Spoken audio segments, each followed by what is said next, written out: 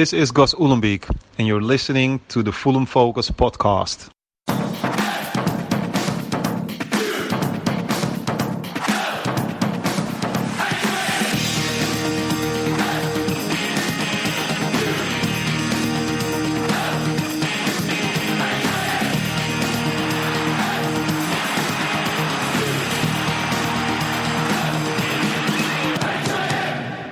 Fulham. Hello, welcome to the Fulham Focus podcast. My name's Matt Boisclair and the Whites are back in action away at Sheffield Wednesday this weekend. Joining me to take a look at the game are Morgan Carlton and Matt Stato Arter. But before that, I caught up with Matt Baldwin to talk about a modern-day Fulham legend.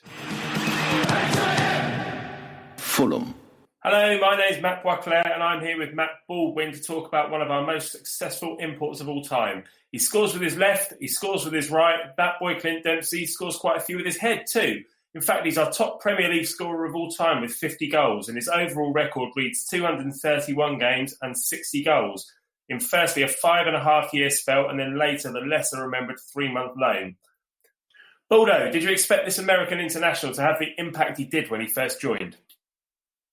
No, I didn't. If I'm being brutally honest, when he first joined, this is back in the days of Bebo, is where I first saw him. If anyone is able to remember that, I remember just being part of a Fulham-based Bebo group, and someone shared a video of him, and I basically thought we were signing the American Ronaldinho because he was full of little flicks and tricks and step overs and all that sort of stuff. So I wasn't entirely sure about what we were going to get when we signed him. I thought, oh, he's just going to be another, like Cristiano Ronaldo in his early days when he was at Man United. Thought, oh, it's going to be another step over pony. I don't think he's going to last for us. And you know, based on the first couple of months, he didn't really do much in the first couple of months. But boy, from the Liverpool game onwards, which we're going to talk about, boy, did he step up to the mark, and I'm glad he did. Yeah, I remember when he first joined, or before he joined actually, and it was quite widely reported that he was going to join. And I seem to remember him just being stuck in a hotel room, and it took quite a while for the transfer to be completed. But it was quite obvious that he was coming to us. There wasn't anybody else that was linked. And then he did join. And as you say, it was a quiet start. He didn't score until that Liverpool game. And we were rubbish that season, weren't we? We were really struggling. And I remember I had a little Post-it note up at my desk at work with all the remaining fixtures on it, and just crossing them off one by one as we got beat, thinking, God, we're running out of time here. It's really looking like we're going to struggle to stay up. But then I think Liverpool in the Champions League final. They were resting players. So that's right, yeah. And they stuck out a second string team, but still had Robbie Fowler in it. I remember he missed an absolute sitter. What do you remember of the goal? Of the goal, not a lot, if I'm being brutally honest. I think most things I've just sort of dumped in a memory of just sheer euphoria that I don't remember quite. Like, what was the build-up? I think Liam Rosenior got the assist. I'm not sure. But other than that, just sheer emotion and relief that, you know, because that didn't seal our safety at that point. Because I think we needed someone I think it was Charlton to drop points on the Monday after for us to be truly safe. So it was Sheffield United, wasn't it? Or Sheffield United, I forget. Like, so long ago, and we were. No, it was. How can you forget? Warnock made such a fuss about the fact that Liverpool put a reserve team out. Yeah, but I don't know. I think they were too far behind us to catch us. I think it was only Charlton that needed a draw. Maybe you're whatever. Right. Doesn't matter. All I remember is that it wasn't like a Danny Murphy moment of right. This is it. It was a good moment of, yes, we have a chance now, but it doesn't quite resonate with me in the same way that Danny Murphy's got. Obviously it was important in the grand scheme of things, but whenever I think back to like great Fulham moments, that just doesn't come to my mind straight away because the consequences of it weren't all that important on the day. Definitely they were important, but obviously, like I said, we needed things to go our way as well. It definitely wasn't a Danny Murphy moment, but yeah, I remember it quite differently. I remember thinking that was it for us, and I think we had Middlesbrough away the following weekend, and I was on the Fulham flyer that next weekend, thinking that was going to be the one. There were a lot of us that went out to Middlesbrough, but we didn't need the result in the end, and we lost 3-0. But nobody really cared. So, all right, so. After that was just one goal he scored that season. 07-08 was the Danny Murphy season, as you said. He scored 6 goals that season. following season 08-09, 8 goals, and I think that was our highest ever finish when we qualified for Europe. But then 09-10, the Europa League season, and that Juventus goal, probably in my opinion the best goal Fulham have ever scored. What are your thoughts on that? I think John Harley might have something to say about that, but context. Yeah, exactly. We're talking about context. Like, are we talking about the overall quality of the goal or like the grand scheme of things? Yeah, absolutely. When most people think of Clint Dempsey, be it, Fulham fans, probably even to an extent Spurs fans and Seattle Sounders fans, just because of, the earthquake that it sent around Europe that night, everyone is going to remember. When you say Clint Dempsey, they'll think, hang on, he scored that chip against Juventus. So, yeah, there's the fair argument that was the greatest goal that was ever scored for us. I think for me it's the greatest goal I've ever seen. It was technically great. The way it kind of just floated in over the keeper's head, the context of the point in the game when it was, and the team we were playing against, Juventus. And I can't think of anything better, because Juventus is probably one of our finest moments, isn't it? Actually beating Juventus in the situation that we were in at the time. We were 3-1 down from the first leg, then we were 1-0 down after a couple of minutes in that game, and then to come back and for that to be the winning goal. I mean, if it had been a penalty that won the game, then it would still have been absolutely amazing. But to go out and win on that goal was just something really, really special, the likes of which we're possibly not going to see again, certainly not for a long time. Yeah, I think that's probably a better way to contact. It's probably the best winning goal the Fulham have ever scored. Yeah, as you say, in the context of it all, like I said, there have been better technically gifted goals. He scored one that I think was better against Stoke a couple of seasons later. So, But yeah, absolutely. The best winning goal is, I think, probably the best way we can describe it. Yeah, absolutely. So when I think of Clint Dempsey, I think of a man with great composure in front of goal. He had this knack of turning up in the right place at the right time. And he also had quite a habit of scoring against Chelsea. Do you remember any of those Chelsea goals? Oh, I remember his late equaliser back in 2008, 2009. A header that I'm still to this day, I'm amazed that it managed to go in, because it wasn't as if it was a bullet header. It was quite a floater. If you go back and look at it, try and find it somewhere. How it managed to beat a decent Chelsea defence and a fine goalkeeper like Petr Cech at the speed it was going at. It's somewhat baffling to me, but we can't talk about Chelsea without talking about one of his infamous misses, which was his penalty a couple of seasons later. 2012, Valentine's Day 2012. 2011, I think it was. Because I remember that was my first year at university, and I remember having dogs abuse from a Chelsea fan the next day because of it, which was a bit weird. But yeah, he did seem to have a knack of scoring against Chelsea, and we're happy that he did that. But just that one more goal would have been extra special. Let's talk about that though, because that was a game we never beat Chelsea. We've beaten them once in all the years I've been going. And that was a real chance, because it wasn't just a penalty against Chelsea that he missed. It was an injury time penalty in front of the Hammersmith end. There were other possible suitors to take that penalty. Idika Johnson, pretty good penalty taker himself. He was with us at the time, and he was sniffing round. I don't know if Danny Murphy was on the pitch at the time, possibly not, I can't remember. But Dempsey stepped up and he's just put his foot through it and tried to go for power rather than placement.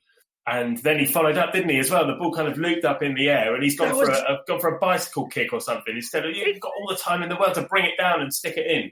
It's the follow-up that always gets me. I can forgive him for missing the penalty. It happens.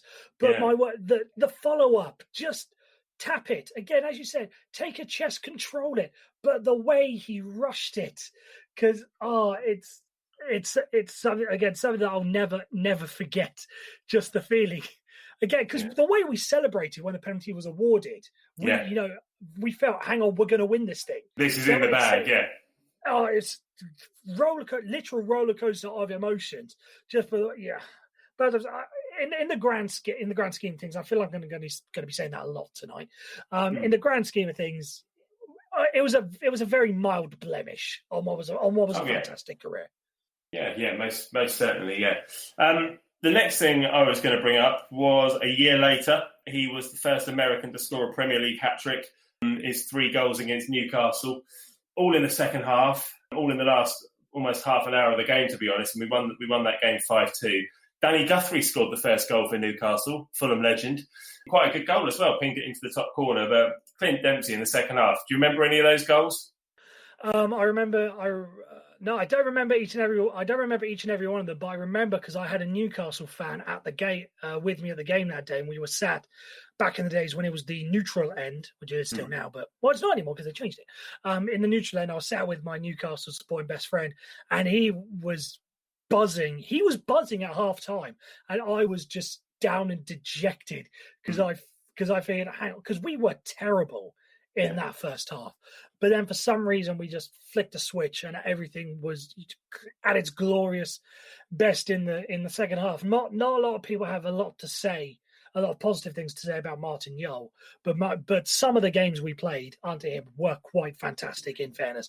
And that second half, that was the season that Clint Dempsey really became Clint Dempsey. And it was a sort of sad because if he hadn't put in such great performances, we probably wouldn't have lost him to Spurs at the end of that season. So it's a bit of a sad when you go back to think about it.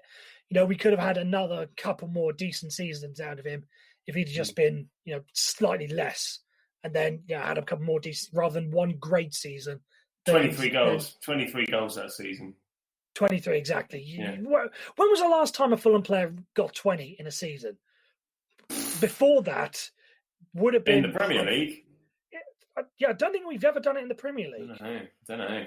Ross McCormack, I'm sure, did it. And before that, it probably would have been one of the other Championship guys. Yeah. So, for to get 20 goals in the season was quite fantastic.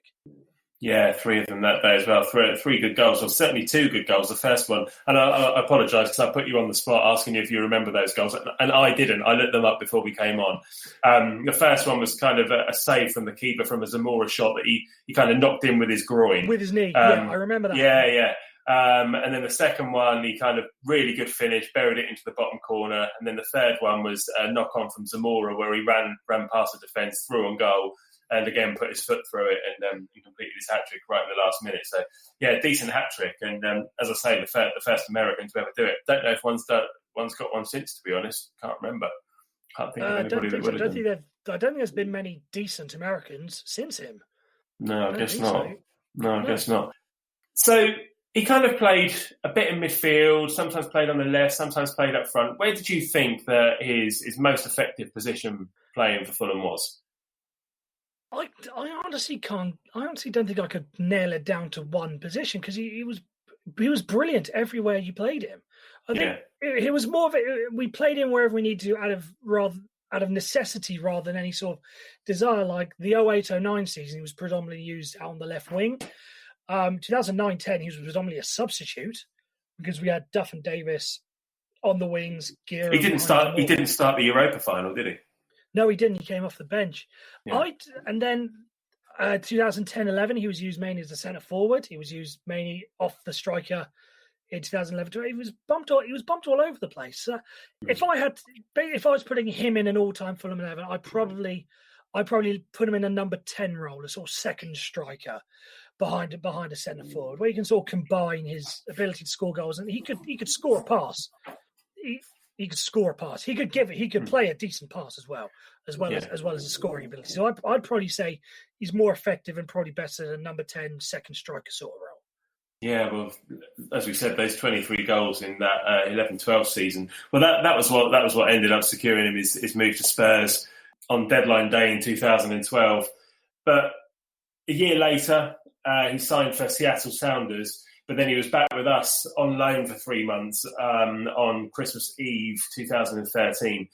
Do you remember anything about his return? I mean, I remembered he came back, but I can't even remember anything about it whatsoever, to be honest.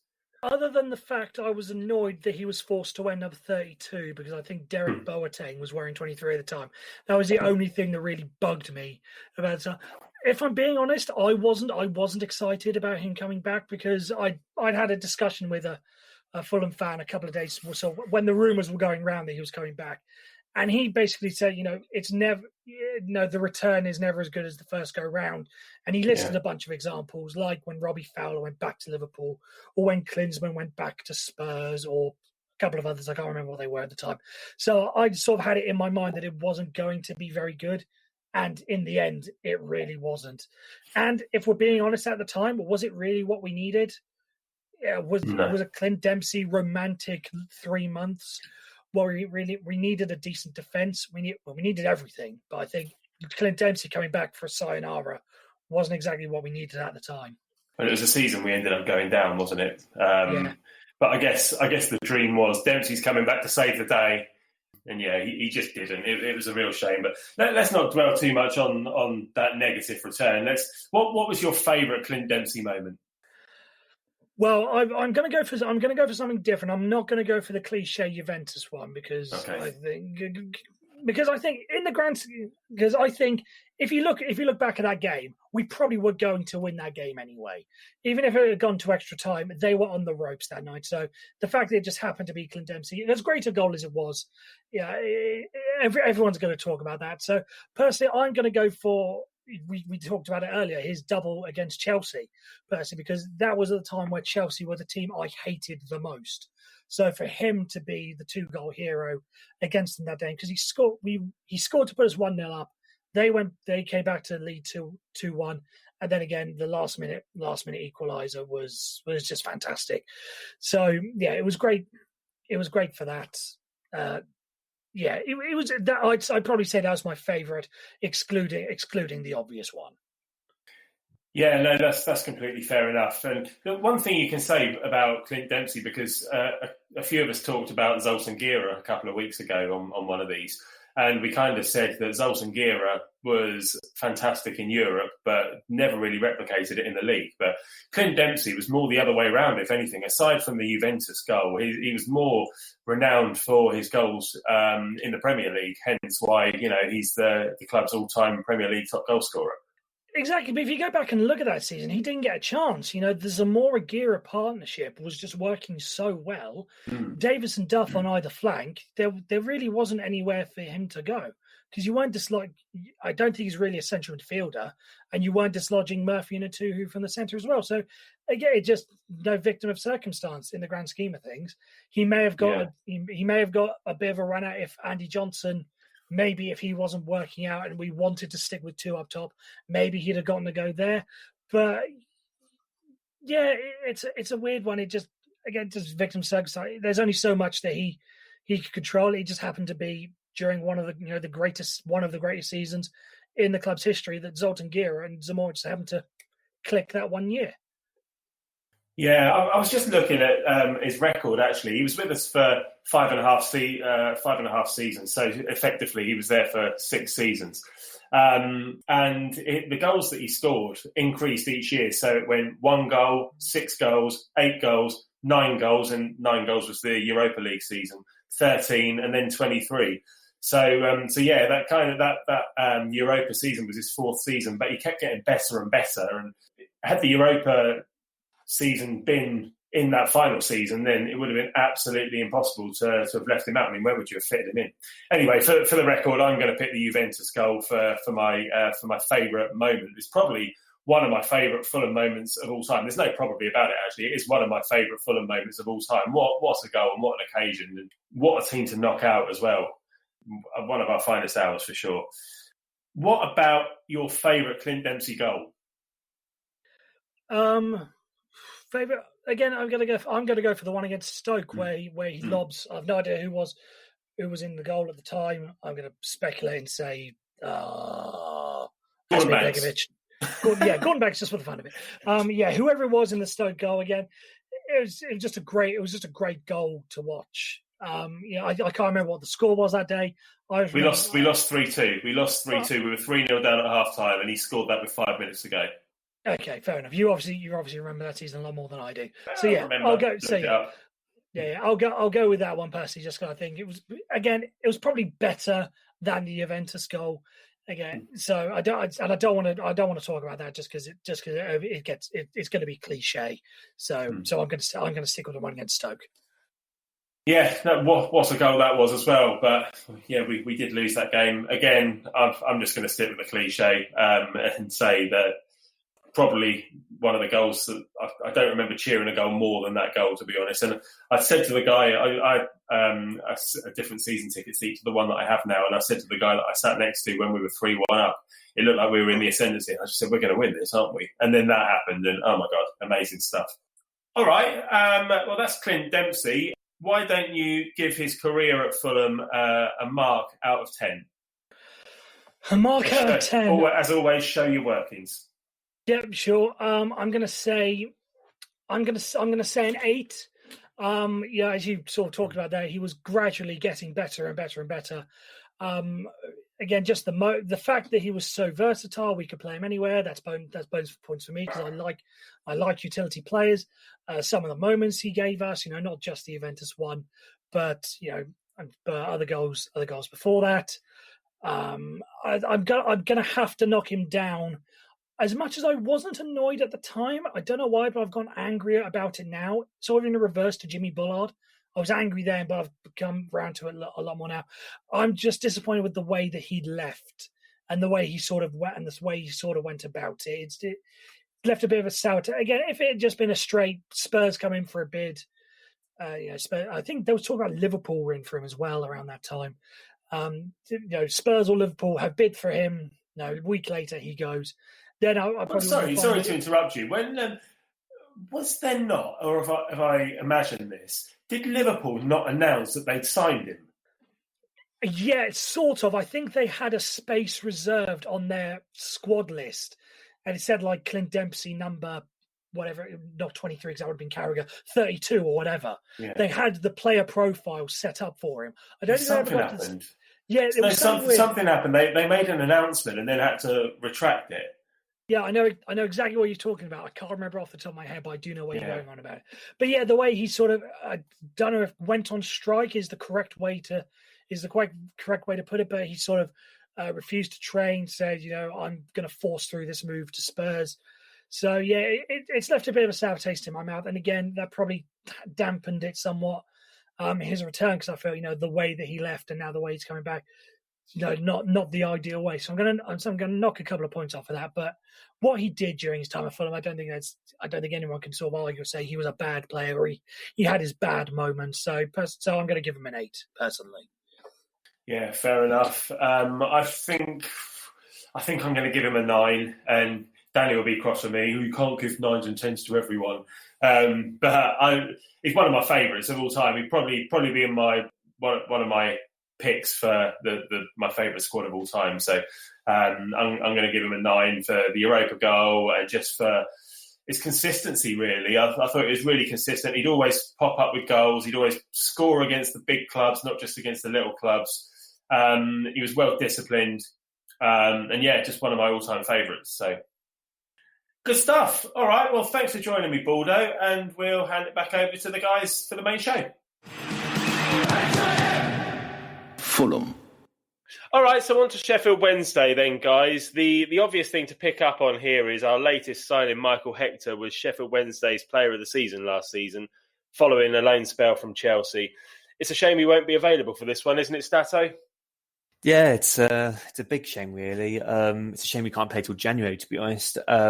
Saying that, I think Ream and Mawson they're forming quite a good partnership, I think, particularly in the Championship. The big question being there is that Ream's 33 now, so when we get to play midweek games more regularly, he might get tired a bit, and I'm not really keen on Le Marchand or Doy coming in to replace him in that regards. Like you said, Hector got player of the season at Sheffield Wednesday, so he's quite highly regarded. And yeah, it's just a shame he can't play, but hey, roll on January. Yeah, absolutely. Let's get down to it then. Morgs, does Bet start this game? We spoke about it on the show earlier in the week and said that we think he'll probably get dropped, but what do you think? Is he going to play? I think he will. I think rather than sort of make him feel even worse about his mistake, I think Parker will show a bit of confidence in him and give him, another go. If he makes another one, then I think he'll be out. But I think at this point, I think Betts is still Parker's number one, and until he really drops, another clanger, I think he will continue to play. Stato, for you, Betts in, or I know we said Betts in or Betts out last week, but do you think realistically he's going to be in the side this weekend? He'll be in the side. It's whether he's on the bench or in the starting 11. I would like to see Rodak play, as would a lot of other people, I would imagine. Again, it just comes down to whether Parker will make that change or not. I think if he does, it's a big statement from Parker saying, you've made mistakes, Betts, you need to be dropped. But then, I can understand why he wouldn't want to do that. It would knock his confidence massively if he got dropped. And his confidence isn't already great. But yeah, personally, I would like to see Rodak play and give him a chance. And this, ladies and gentlemen, is coming from Moncton FC's number one, who has been goalkeeper for a side who've lost every game this season. So he knows what he's talking about. I kept 8 clean sheets last year. 8. 8. Well, fair play. Yeah. Good on you, man. Good on you. All right, so the Whites midfield then, Morgs. Arter or Reed, or Arter and Reed? I would be going, for this particular game, I'd be going with Arter and Reed. I think I'd go with Arter, Reed and Kearney and have a slightly more solid central three. I think Sheffield Wednesday, they're still in the new manager bounce. Gary Monk won his first game. And I think they will be looking for, another 3 points. They're at home. It's his first home game. And I think we really need to be very careful in this one. And I think we can still play our possession football, but we need to make sure that our midfield is there to counter any of Wednesday's attacking threat. So I'd go with Reed and Arter, and then Kearney, and then have Reed back on the bench. And for you, Stasso, do you concur with that? I would quite like to see Steph Joe start again. With Reed, to be honest, I'd like to see Reed, Steph Joe and Kearney in the middle. I'm not quite sure what Steph Joe's done to be dropped, to be honest. He hasn't particularly had any bad games. And, I quite liked seeing him link up the defence to the attack by him running box to box. So I wouldn't mind seeing him and Reed start together. And also because, that's probably the only combination we haven't had yet. So, might as well see what how those midfield three works out for us. Fair enough, yeah. Just try a combination of everything until we find something that works. I like your style, yeah. Okay, as you mentioned, Gary Monk has recently taken over at Sheffield Wednesday, and he started with an away win at Huddersfield on Sunday. How do you rate Gary Monk as a manager? The last time we faced him, his Birmingham side stopped us from getting automatic promotion, so I feel like we need to get one over on him, really. What do you think, Morgs? Yeah, I think it's always nice to get one over on a new manager to sort of bring them back down to earth. I think he's one of these managers that everyone has sort of said, "Oh, he's the next big English thing," but he's not really done it wherever he's been. I think he's played some decent football here, there. Just a bit of a journeyman now, isn't he? A bit of a journeyman. He is now, manager. and I think, unfortunately, that's kind of the reputation he's getting himself. And I think maybe on a couple of occasions he's been a bit unlucky, maybe. But the reality is that he hasn't stayed at the club for particularly long yet. I don't think he hasn't got promotion yet. Actually, no, did he get promotion with Swansea? I can't remember. But I think he was in the Premier League with Swansea at the time. Oh, okay. But yeah, he hasn't really done it. And I think Sheffield Wednesday is a good club for him to go to. I think, despite all his faults as a manager, Steve Bruce did a fairly good job with them and put them in a fairly decent position.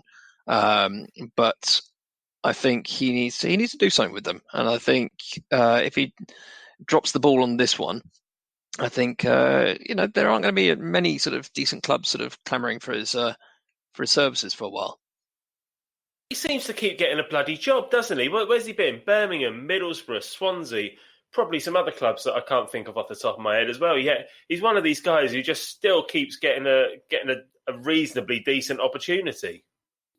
Yeah, he's almost like the second generation of the Allardyce type managers who just go from job to job. I mean, I've just taken a look. He's still actually only 40 years old, which is relatively young for a manager, to be fair. And the fact that he's managed 5 clubs in that time is quite impressive. And the clubs he was at, I think when he was at Swansea, I think he got quite harshly sacked. I can't quite remember if that was true or not. I think they weren't playing great football. He went to Leeds, who have dodgy owners, so you can't really blame him for getting sacked there.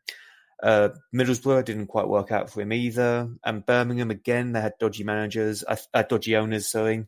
I think he got sacked over the summer, and I think all the Birmingham fans are fuming about it. So, yeah, he's been a bit of a journeyman, but I think he's just kind of been in the wrong place at the wrong time. And I think Sheffield Wednesday is a good place for him to kind of start fresh and to try and build back a reputation almost. But I mean, if a manager performs, if he gets the results, then dodgy owners don't really matter. I think you've got to be looking at the fact that he hasn't got the results, and whilst some of these owners, these teams, may be a little cutthroat, if they think the team are performing, they'll keep them. And clearly, none of these owners thought he did a particularly good job. So maybe if he was getting the results, then he would have been in a job longer than a year, which he doesn't seem to have done yet. Yeah. Well, I think Middlesbrough aside, he was actually performing relatively well at his club. So Birmingham last year, I think they narrowly missed out on the playoffs, so they were up there. No, that was the year before they almost got relegated, wasn't it? So. Yeah, it was the year before. That was I think they sacked Lee Clark, and then it all went wrong for them.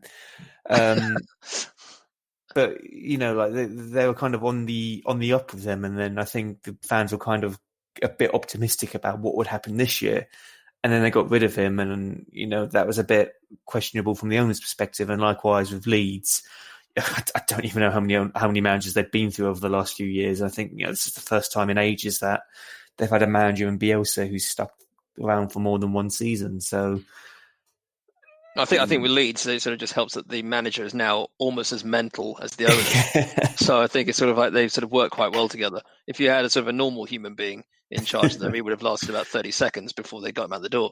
Yeah. Can I just say, if there are any of these, and I quote, dodgy owners listening, the term dodgy owners is a phrase coined by Monkton FC's number one, Matt Boisclair, and not by any of us at Fulham Focus, should you wish to sue us.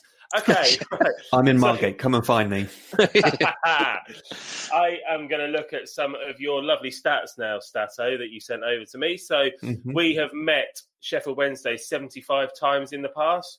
We've won 27, with Sheffield Wednesday winning 32 of those games.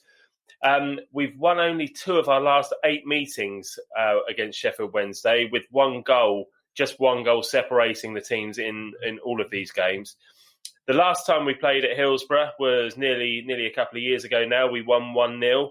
Mitro scored in the 78th minute, and that was match number 19 of the 23-game unbeaten run. Looking at former players that we share with Sheffield Wednesday, Joshua Onoma, our recent debutant, played for Sheffield Wednesday. Irby Emmanuelson, is that his name? Is that how you say his name? Legend. Yeah, Irby Emmanuelson. He was brilliant. I loved him. Yeah. It wasn't very good, but I liked him. Was he a left back? Was he a left mid? Was he a centre mid? Who knows? He played anywhere. What a player. Michael Turner, Mark Crossley. I didn't know Mark Crossley played for Sheffield Wednesday. And of course, he went out on loan to them when he was with us. Yeah. Oh, okay. And of course, the legend that is Shefki Kuki, the goal machine. How many goals did he score for us again? 2. Try again. Try lower than a 2. It was none. He never. I thought he got 1. Didn't he get 1? Well, you find it on YouTube and send it to me later, mate. But you'll be looking a while. Sheffield Wednesday are currently in 9th position. They've played 7. They've won 4. They've drawn none, and they've lost 3. They've scored 10 and conceded 6 goals. So, yeah, a better record than ours. Frankly, they've won 4. So. Before the win at Huddersfield, they'd lost 2 in a row. So Gary Monk coming in has changed their fortunes. Poor old Huddersfield, though, they're having a shocking time. Steve Bruce took over on the 1st of February last season, and they lost only twice during his time at the club. Famously, he agreed to take over at Sheffield Wednesday a little bit earlier than that, but didn't want to go until the 1st of February because he was out watching the cricket. That was right, wasn't it? Fair enough. Yeah, I think in his defence though is like his dad had died, so he's kind of just wanted a bit of time away from football. All right, keep it light, bloody hell! Just saying. I was about to take the piss out of somebody that was earning an absolute fortune for, turning up when he wanted to. But all right, you've killed me on that one. No worries. Over here. Last season at home, Sheffield Wednesday's record was 10 wins out of 23, so not that bad. They kept 8 clean sheets as well. Stephen Fletcher was their top scorer. He scored 11 last season, but he's got 3 and 6 already this season. Barry Bannan, he had 11 assists last season, which was the 5th highest in the league. And Adam Reach had 7 assists, and he has an eye for an absolute wonder goal as well. I remember seeing some of his work on the EFL show on Quest last season as well. He can't half-score them. So, Stato, do you want to talk us through the signings they've made this summer? Yeah, so they made a few key signings, and interestingly enough, this is when Bruce was in charge, so you'd imagine that Bruce was kind of building his team, and obviously now they've got Gary Monk come in, so these players may not fit in as originally planned, but hey, they've got them anyway. So first one is the midfielder Massimo Luongo, who was signed from our rivals QPR, Australian international. I think I remember that he didn't play like the last 2 games for QPR at the end of the 2018 season because he wanted to be fit for the World Cup, but then he never played for Australia at all during the World Cup, which is a bit funny. During his time at QPR, he scored 10 goals over 3 seasons in the Championship, contributed 11 assists, so he's a bit of a creative playmaker, not as good as other ones like Kearney, to be honest. He hasn't got nearly as good a record as Kearney has, but then he was in quite a bad QPR team. Other signings they made, they've signed Kadeem Harris from Cardiff. Prior to last year, he was playing quite a bit for Cardiff. Well, actually, he played a lot in the 2016-17 season. And then the year after that, when Cardiff went up, he only played 3 times. So I don't know if he fell out with Warnock or something. But then he played 13 times in the Premier League when they went down last year. So I think, it's a good signing with a lot of Championship experience there. They've signed 2 new centre-backs, obviously because they couldn't get Michael Hector back. I remember on deadline day, instead of going for Hector, they signed centre-back David Bates. And I've heard of him because... unfortunate surname for him. Childlike. But I've actually heard of him before because I remember they signed him from Hamburg, and Hamburg are currently in the 2nd division of German football. And I just remember that they signed a big Scottish centre-back, which is a bit weird and out of place. And I remember I read an article last year that he was actually quite a fan favourite in Hamburg. He's just this big Scottish lad who's playing for Hamburg. So I think he's quite highly rated. He's 22, so still relatively young. And I feel he could slot in quite well in the Championship. The other centre-back they've signed is another German player from the German 2nd division called Julian Borner. I'll be honest, I don't know much about him other than the stats I've got here, where he averages things like 6 clearances per game and whatnot. But he has played all games for Sheffield Wednesday so far this year. And I think a standout signing for them is Jacob Murphy. I don't know if anyone remembers, but he is a twin brother of Josh Murphy for Cardiff. The Murphy twins came from Norwich. One went to Newcastle, one went to Cardiff. Jacob went to Newcastle. I think he started off quite well for Newcastle. He had quite the impact, but it hasn't quite worked out for him. I guess if you're in a club like Newcastle, which has weird managers and weird owners, it's always going to be hard to settle in. So I think it's quite a savvy signing for the Championship, particularly because he was in the Championship towards the second half of last year for West Brom, where he scored 2 goals and assisted 1. Before that, his last Championship experience was with Norwich back in 16-17, and he scored 9 goals and assisted 6, which for a winger is quite a good record. So I think with him, Adam Reach and Stephen Fletcher in attack, we may come under a bit of pressure from them. Thanks, Stato. That's really good input. I'm a bit worried now after all that. I've felt like we were going to have a big win this weekend, but now after all that, I'm not so sure. With that in mind, Morgs, what do you reckon is going to happen this weekend? What's your score prediction? I think it's going to be, I don't know, I think it's going to be a pretty open game. I think, obviously, the players will be high on confidence after the game against Huddersfield. I think I predicted last week that the West Brom game was going to be pretty tight. It was going to be 1-0 to Fulham. And if it hadn't been for bets his cock up, it would have been. So this week, I'm actually going to go. I'm going to go for 2-2 on this one. I think it's going to. I think there will be goals in it, and I think if we get a point out of it, I will be relatively happy, depending on how we play. And how many of those goals will be a Bettinelli mistake? I'm going to be optimistic and just say 1. He's only going to make one mistake that leads to a goal. Oh, that's no mistakes. It's going to be a solid performance from him. He's going to make a last-minute wonder save to keep it 2-2. Superb. All right, and Stato, what do you think? I think we really need a win now because we haven't actually won in 3 games, I don't think. We lost to Nottingham Forest and we've had 2 draws. We're due a win, but this is going to be Gary Monk's first game at home for him, and I think Sheffield Wednesday will still have the new manager bounce. But saying that, I like to think we're going to kind of rain on his parade a bit, and I think we're going to pull through with a 1-0 win, and I think Rodak's going to play, and I think he's going to have an absolute blinder, which will lead us Fulham fans to say, yes, Rodak is our new number 1. That's my prediction. Okay, yeah, bold words, very bold. Okay, I think we're going to win also, but I don't think we'll keep a clean sheet. I don't think Bettinelli will make any mistakes, but I think he'll play. I think we'll win 2-1. We've got to win this one, haven't we? We've got to get the season back on track somehow. We're in bloody mid-table at the moment. Need to get ourselves back in amongst it. So let's go 2-1. Right. Okay, I think that's just about everything. So thanks to Morgs and Stato for joining me, and to you guys for listening at home. We'll be back on Monday morning with all the fallout from what we hope will be a fantastic Whites performance in Yorkshire. Safe travels to all of you who are making the journey north, and bring the points home with you, please. See you soon. Cheers.